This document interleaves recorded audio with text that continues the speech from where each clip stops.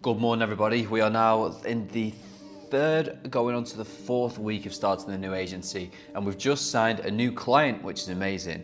So that means this month in total, with it being our first month, we've got a £2,000 brand identity, which was at a discounted rate for Jude's brand Volatile, which I'm currently working on at the minute. And we've just signed a £4,500 brand identity for a Save Our Species Alliance brand identity. I'll be jumping into this a little bit more in detail in the next couple of days, but right now I'm just doing the onboarding at the minute. So I'm going to show you exactly what I've done using my Notion template.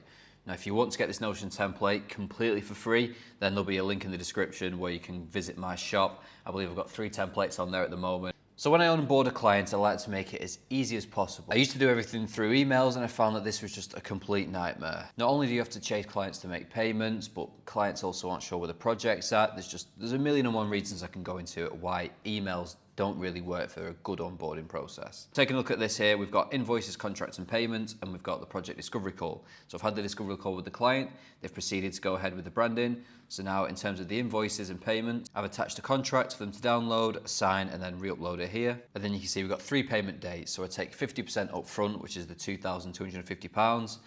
50% upon completion, and then I've offered a discounted web build for £2,000. Now, normally you'd charge a lot more for websites. However, being completely honest, I just want to build my portfolio within web design. £6,500 for this project, £2,000 for the brand identity for Jude. In our first month, we're looking at £8,500, which is a really, really good first month. Now, I've got another call in a couple of days as well, so potentially we'll be able to lock in about £12,000 in our first month, but even if not, £8,000, I'm very happy with that for the first month. Now, in terms of Jude's identity, I'm still currently developing some directions. Now, I've been back and forth, changing my mind constantly, but I've also updated the colour palette to this colour palette. Okay, so here are the directions that I'm going to propose to Jude. I don't normally propose 2 directions. However, to be completely honest, I'm torn between the 2, so let's take a look.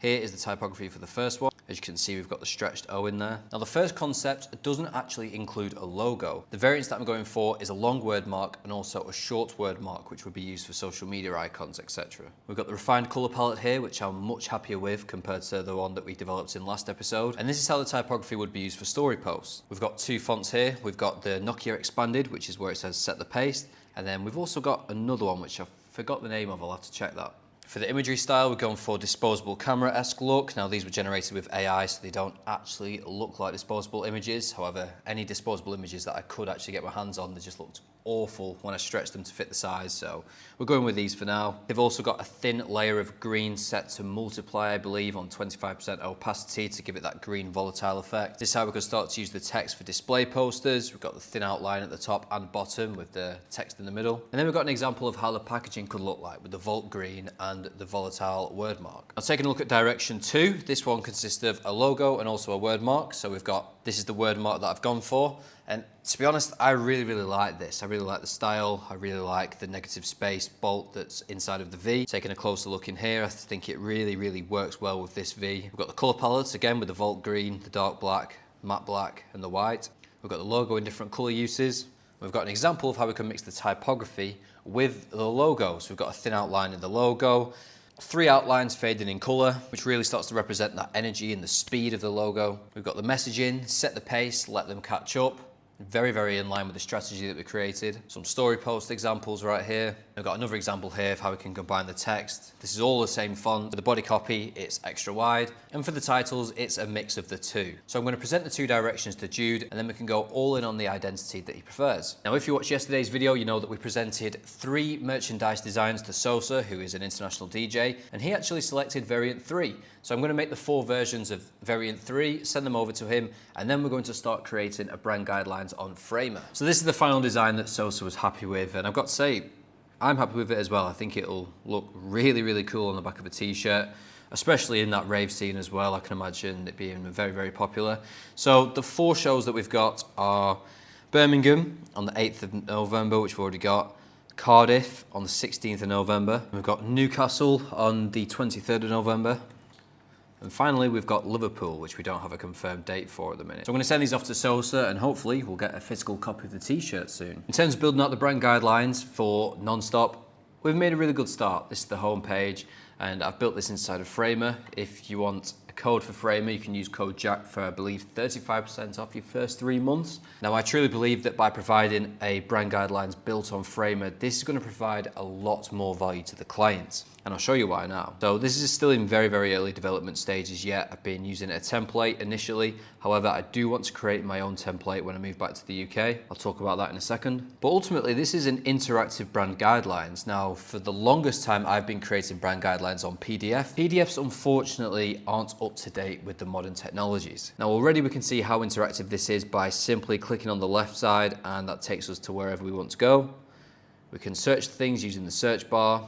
But more importantly, you can actually download the files that are talked about on the brand guidelines. So whereas before you'd have to copy the hex codes over, instead you can simply click it and it'll copy it. Same with the logo, you can simply click this link, it'll take you to Google Drive and you can actually download all the logo files straight from the brand guidelines. Now, not only that, if you're working with clients, rather than send up over the PDF, and if the PDF changes, you might be sending over the wrong version, you can simply change the domain and actually host this for free on Framer, as long as we don't mind this little Framer button at the bottom.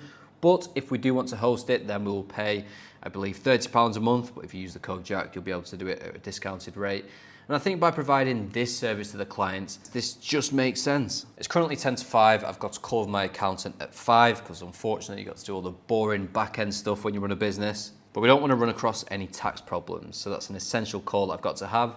And then I'm moving back to the UK at 1 AM. So the next video you'll probably see is flying business class with Qatar Airlines. We did Emirates about 10 days ago, and now we're doing it with Qatar Airlines. So let's talk about the move back to the UK. Why do I think it's essential that I quit my travels and go back to the UK? You see, when I started this series, I wanted it to document my journey growing my new agency, being as completely transparent as possible. Now, this means that I'm going to make mistakes along the way. And one of those mistakes, I believe, was traveling the world. Now, it's been really successful so far. However, now after we've just signed a new client and potentially signing another one, I've come to the realization that balancing travel and design work is simply not possible. Now, it would be if I was happy to sacrifice the quality of the design work. However, with this new agency, I truly want to deliver the best possible brands I can deliver. And this unfortunately means moving back to the UK. Now, what does that mean for the series? The series is still going to continue. I think that the sessions are going to be slightly more technical as I won't be traveling and going from A to B. However, based on analytics, that's what you guys seem to like anyway. And I think at first the idea of coming to Bali and working and isolating myself from everybody at home to really focus on the business was a great idea. And then things start to creep in like illnesses, struggling to find out what foods aren't going to make you ill. All these things that on top of running a business can make it quite stressful. Now, every experience that I've had when I was traveling has been absolutely amazing. And I'm extremely grateful for the Dubai workshop that happened about 3 weeks ago. And ever since I did that workshop with Shirley, it's really made me motivated to try and create some sort of workshop inside of the UK as well. I think there's a massive lack of design workshops in the UK, and I would absolutely love to bring them to Manchester. So if that sounds like something that you'd be interested in, make sure you message me on Instagram at JackWatsonDesigns, because I reply to every single message, and I think your feedback on whether or not I should make these workshops happen would be massive. It would determine whether or not I do the workshop. So I think the plan for the next 3 months is document the journey, scaling the agency, try and get it to a point where I can actually open a studio in Manchester, bring some designers in. I've had so many of you guys messaging me asking to actually work on some of the projects with myself, but I think working remotely, this just is it's too difficult. It's too difficult. The time zones aren't in our favor. My clients are primarily based in America, and we're about 12 hours apart, so it just makes everything a lot more trickier to run. So keep expecting videos coming on this YouTube channel, at least 3 to 4 a week. Changed the strategy of my Instagram post. I've gone back to fixing design logos from rubbish to good, and I found this works really well rather than posting recaps of these YouTube videos. And I'll be sure to update you when I start to create a content strategy for Nonstop. Next week, we're gonna get started with the Sosa brand identity, which is the new client we've just signed for £6,500. And hopefully Jude likes one of the directions that we're about to present to him, and then we can build out the brand guidelines, and I'll show you exactly how I do that from start to finish. And I'll probably end up creating my own template on Framer, which is going to be adapted to his brand guidelines. Now, I might initially make this on PDF and then transfer it into Framer, but we'll figure it out. I'll film the whole process from start to finish. But yeah, it's been a good ride. I've really enjoyed every second, all the people that I've met along the way whilst traveling. And I think I'll definitely be doing stints away, maybe 1 or 2 weeks, but I think by committing to 6 to 7 months working in a certain place, I think it's just not for me. I'm so impulsive, I change my mind every single week. And I think if I'm traveling, I want to be traveling to different places. And if I'm traveling far away, I probably don't want to be working whilst I'm traveling. So I think the best bet for this series to be as successful as possible, and ultimately for my agency, is by trying to build it in Manchester. With that being said, thank you very much for watching today's video. Keep an eye out for tomorrow's video because I'm going to be traveling business class with Qatar Airlines, and yeah, I'm on 2 business class flights, so you get to see exactly what it's like to fly business. And I think I'm in a Q suite, which is meant to be a really good one. And also you'll see all of the lounges along the way. So keep an eye out for that tomorrow, as that's most likely going to be the last active travel vlog that you'll see on this channel for a bit, maybe a while, I don't know. It might be a week, it might be a month, it might be 2 months, we don't know.